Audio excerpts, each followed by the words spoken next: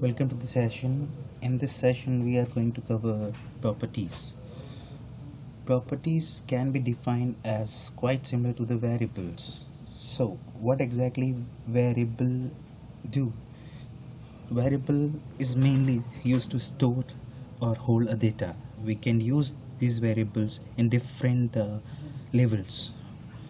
Like in RSOPI, we have different sessions like project level, function label, suite label, test label. So exactly how we are going to do that? So we have, as you can see, I have a project. Inside that I have a test suite, I have a test case. So so we can create a properties in different levels. First level is the global properties. So to create a global properties, we are going to create in SOAP-UI level. So what exactly is a global properties? What exactly is a global properties? Global property is something which is going to create inside a SOAP-UI level, which will be used in different projects inside that particular SOAP-UI dashboard. As you are able to see my dashboard previously, we have different projects inside same dashboard. So I can use the same properties in different projects, in different projects, in different suites, in different steps. So to create a global properties, we are going to go in files, preferences, and here you can see global properties options. As soon as you create a global properties, you will be able to see this dashboard. You will be able to see plus option, and you are going to define the global properties here. So I'm going to define India code as IN. So as soon as you click on this OK, it will get saved it, and one global properties you have created. So we have a test suite, we have a test case.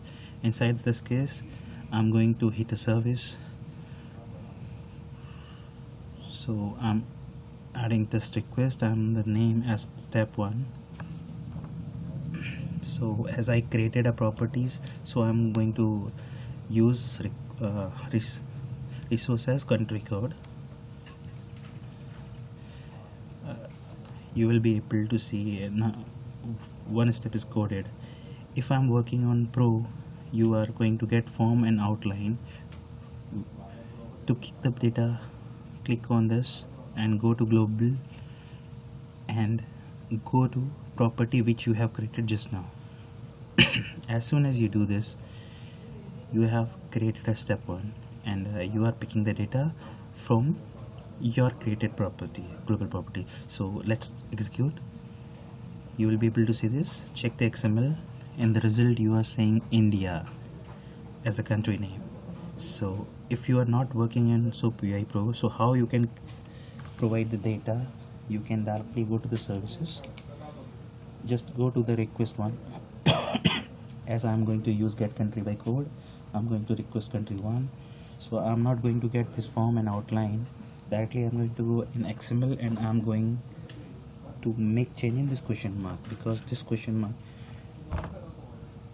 to set the data, we need to use dollar curly braces and property name.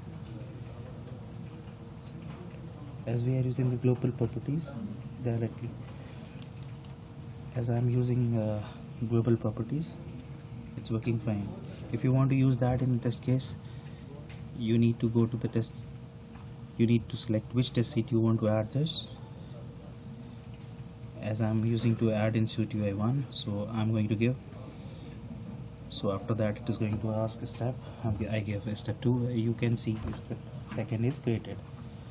If you run the second step, if you are going to run this second step, you will be able to see the same result as we created in step 1, because so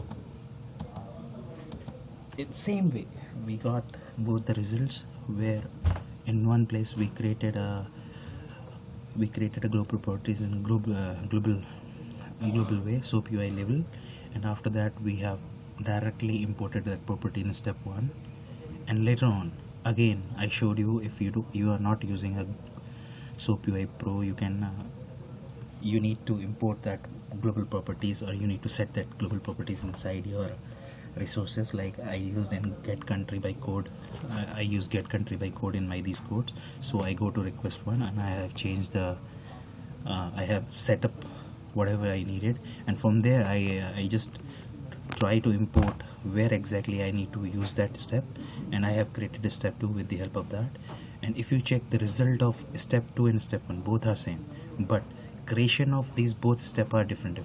So from this we can say, like, if you're working on pro, so it is well and good. You does not need to follow these few more steps. You just need to go to a SOAP UI label, you need to create a property, and later on you does not need to think about that. But if you are